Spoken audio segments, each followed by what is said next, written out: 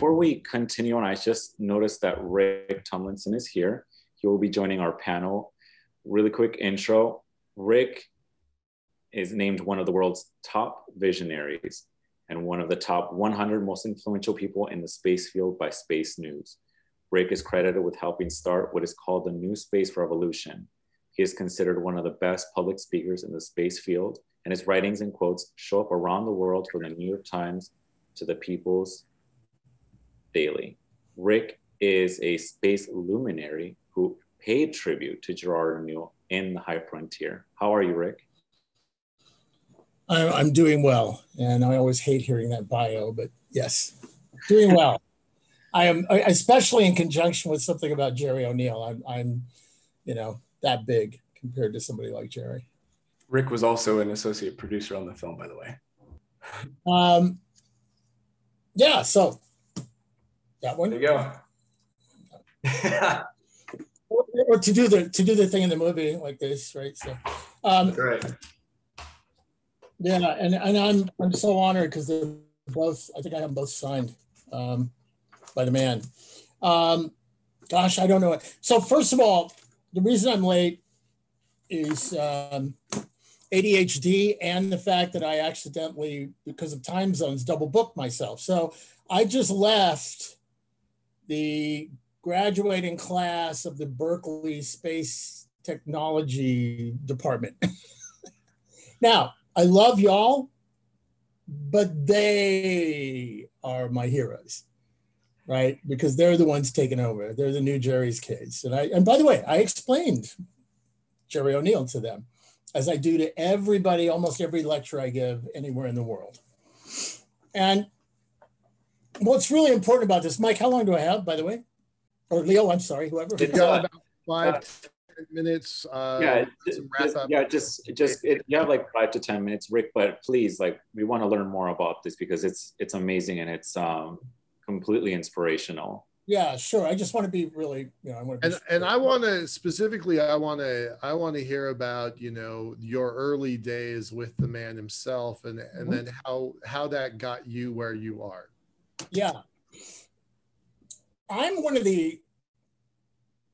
Look, the whole term Jerry's kids is like, we're the, the island of misfit toys, right? That's the whole point. And anybody watching this who doesn't know what that refers to was the comedian Jerry Lewis used to hold a telethon in support of the disabled.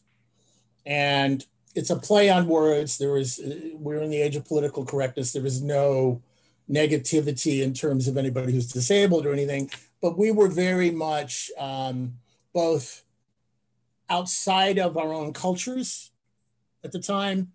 And his name was Jerry. So it just popped up.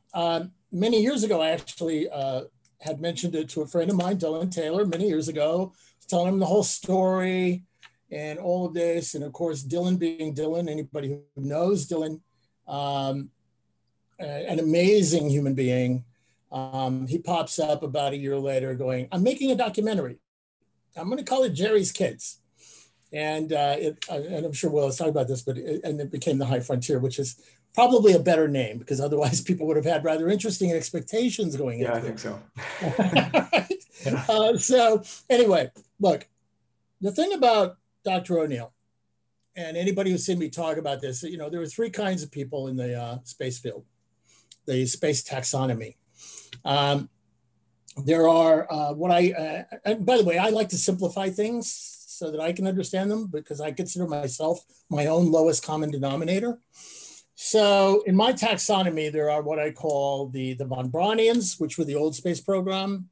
Und wir build the rockets for you. They'll be very big, they'll be very loud, and we will go into space.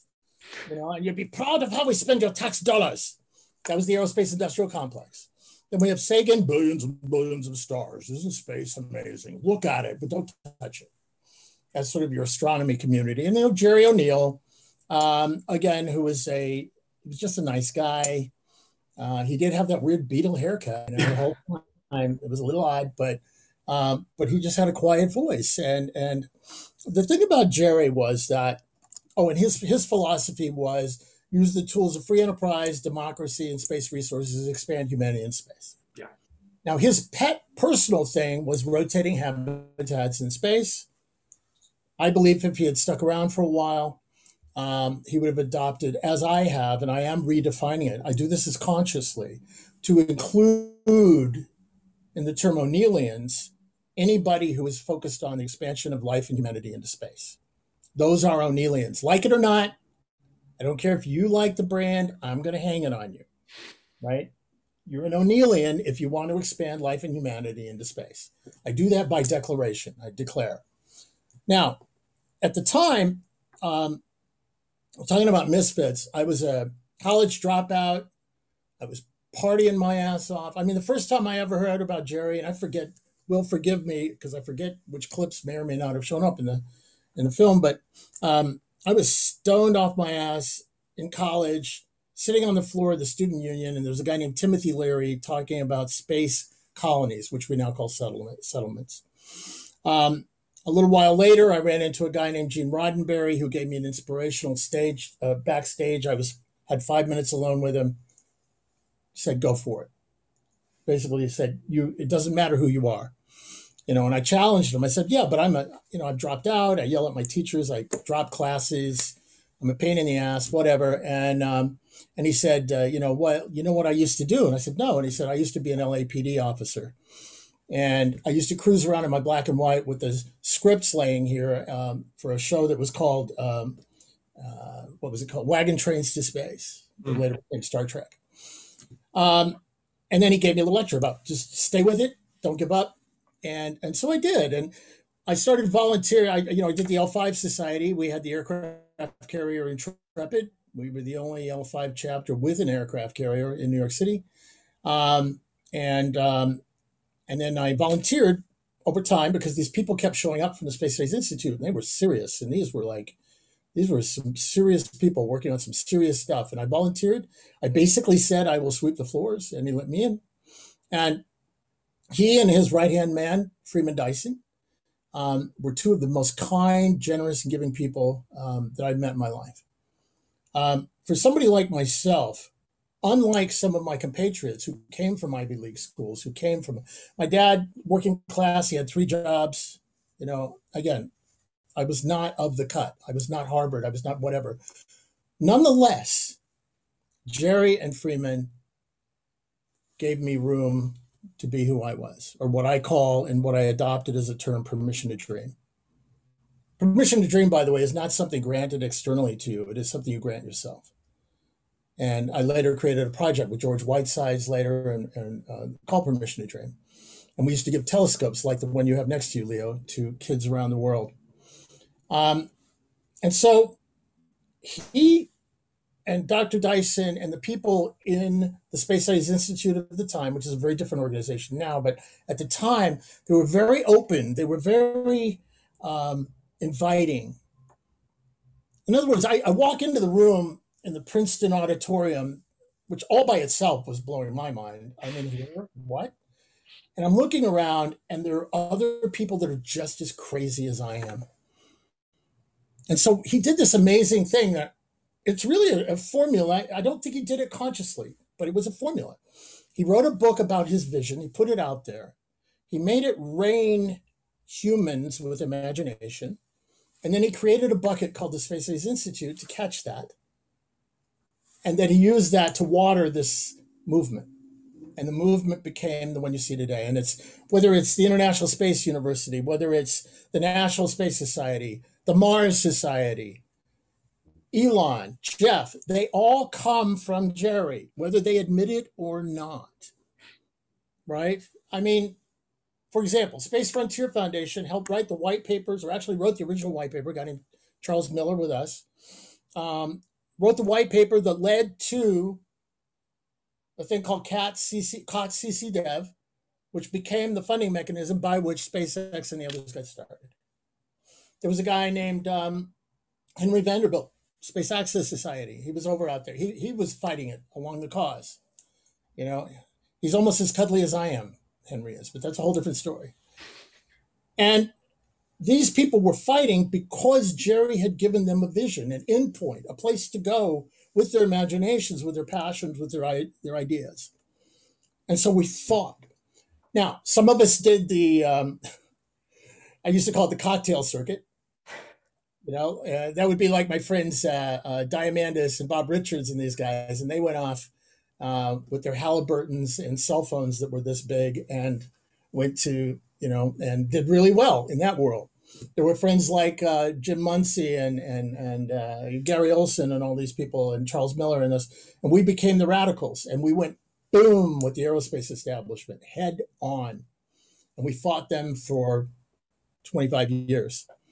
I testified in 95 on behalf. It wasn't like I was some genius. I was testifying for the cause, and I called for all transportation to and from the station to be commercially provided, all expansion and replacement of the station to be commercially provided, all energy for the station to eventually be commercially provided. Right? It only took us 25 years or 21 years to get the first one done. And get that SpaceX flight up there carrying payloads. Yeah. It's been a long, long battle. But I think all historical shifts and changes take a long time. Only in when you're looking backwards into history, it looks like a blink of an eye. This thing happened, boom, and everything changed. Of course, any student of history, which I'm sure everybody who's watching this is to some degree, understands that history is a confluence. It's a manifold. It's the coming together of a matrix of different people picking up on, developing, adding to, taking away from, subtracting, remixing, blending, recreating, and forging something brand new out of what wasn't there before. And that's what has happened here. And that is the catalytic moment, the catalytic energy, the catalytic input that Jerry ONeal gave us, all of us. And we have all come out of it and gone in all these crazy directions. And it's so funny, it's like, I don't know if you've ever seen Life of Brian, but there's a moment in Life of Brian where the young guy who grew up in the stable next to Jesus shows up, and there's the radicals that are trying to overthrow Rome, and he starts to sit down with them, and they're like, well, we're the Palestinian Liberation Front, and the Palestinian Front for Liberation is over there, and those guys are over there, and they're over there, and and we all hate each other, but we really hate Rome more, right? And that's what we've done. We all go off in our little causes, but at the core of it is this gentleman, Gerard K. ONeal. And it's stunning to me when I look back at my arc of my life that I could get anything, that I could get into a track that's anything like this. Because I get to hang out with people in another life that would have been my heroes are now my peers. People who are doing things that are transforming civilization itself at its very core. And by the effective success of what they do will change what it means to be a human being itself in the next 50 years, or we will all die. But if they succeed, and I get to be around them, and maybe once in a while slip an idea into their ear as to maybe the way we should do it. So Jerry gave me that. He opened that airlock for me and let me in. Right now, I know I have a lot of friends who are trying to push me out the other airlock, but that's because I'm so cuddly. But it really is a case of he could have written a book and been righteous about the fact that he wrote a book and nobody listened. You'd be that guy in the restaurant like, I wrote a book once, nobody listened to me, we're still using horses, and I had this idea called the car, He could have been that guy, but he wasn't. It was because that he opened it up to give it away. He gave it as a gift. This guy was on the path to winning the Nobel Prize for the Super Collider, and he gave it up so that we could create a future like no one had ever imagined in human history. And I use that sometimes when I'm in front of audiences. I'm like, so what are you going to give up? What price are you willing to pay? Now, I will say this. The volunteers, the people that are out there, and this is something that does make me crazy at times, that the Elons, the Jeffs, the, God forbid, Peter Diamandis and all these other people out there claim to have done it, you know, or it gets heaped on them whether they claim it or not. They're the ones doing it all because we like celebrities. There's probably no more than, I would say, 10 to 20,000 core people over the last 30 years at the center of this revolution. They're the ones who've done it. I consider Jeff and Elon what I call the billionaire cavalry, right? We were already engaged. And what happened was they showed up, we were engaged with Jerry's principles, space resources, you know, creating the path. And these people showed up and we were able to go like them, you know, and they were like, I've got money, you can't stop me. Well, and I'll move towards the end of this.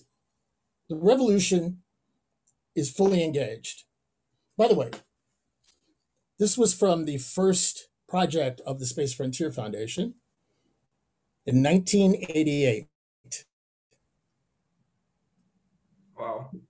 What do you got, L5 or Space Frontier? Yep. I have them all. I've got them all. I've got a whole collection of buttons. And by the way, I was out looking at buildings in Van Horn near Blue Origin. I just bought the last 100 acres between Van Horn and the Blue Origin launch site. And I'm thinking about setting up a SpaceX swag stand, like with like velvet blankets of Elon, so Jeff has to see it. No, I'm kidding. I'm kidding. I'm kidding. What I'm thinking about is, wouldn't it be great if we could get like a place there or Mojave where everybody could send all of this stuff and we could just start saving it. You know, the filing cabinet that's off camera here that's filled with failed business plans. I have boxes and boxes of stuff. My whole office is an artifact to this 20-year history. So perfect. Yeah, exactly right. So anyway, that's really it. I think that I want to thank Will, because I know when he got started and the path that he had to traverse, he didn't kill anybody, which is a good sign. He was able to navigate this thing. He had, and I was about to say with grace, that would be Will and grace, but he had all the way through. He showed a lot of class. I definitely want to call out Kyle and Ryan. Subtractive. They're my brothers from another mother. I actually have a room there in their studio, talk about swag. That's an editing room that's full of my books that I didn't have enough space for when I moved to Texas. So it's the Rick Tumlinson Memorial Library. But they are creative geniuses, and they're doing a lot of great work. The only reason I got an associate producer thing on this was that I helped source a couple of things, and they're paying me back for showing embarrassing pictures of me in the documentary. So, well, I mean, the truth though is the kernel that's the most important part to me is that this would not have happened if you didn't have that conversation with Dylan, and that's all it took. And you put a fork in history and made something else happen. It was just as important. I talk to people all the time. It's the fact that Dylan did it, right? Dylan was listening. Yeah. He took action. You know. Yep. You know, words are rare. Gentlemen, thank you so much. We need to wrap up the day. Super happy about this. It's been a terrific day. We're going to turn it over to Leo and Tom for a few moments. And thanks everybody for joining us. Yes. What are you saying, Rick? I'm saying buy the book. Buy the book. Buy the book. Of course, buy the book. Yes, very much so. Thank you so much, Will and Rick, for that amazing presentation. For Will and Rick for being with us today in Conversations for the Future. For those of you who have not seen this amazing movie and to learn more of Gerard O'Neal's integral importance to the space industry, please go to thehighfrontiermovie.com. I believe we'll put the links on the chat so you could see where you can find that and where you can watch it on various platforms as well. Will and Rick, if you could also just be kind enough to just put your LinkedIn link on the chat and comments to continue the networking benefits for this event. And for everyone listening, thank you for joining us for Foundation for the Future, powered by Foundation for the Future. Conversations for the Future is a nonpartisan event about near Earth space infrastructure from now to 2035. Foundation for the Future is dedicated to the creation of a public-private partnership for space infrastructure development. And to support this cause or to sponsor one of our events, please visit our website at f4f.space. That's the number 4. We are grateful for the support of our corporate and individual partners.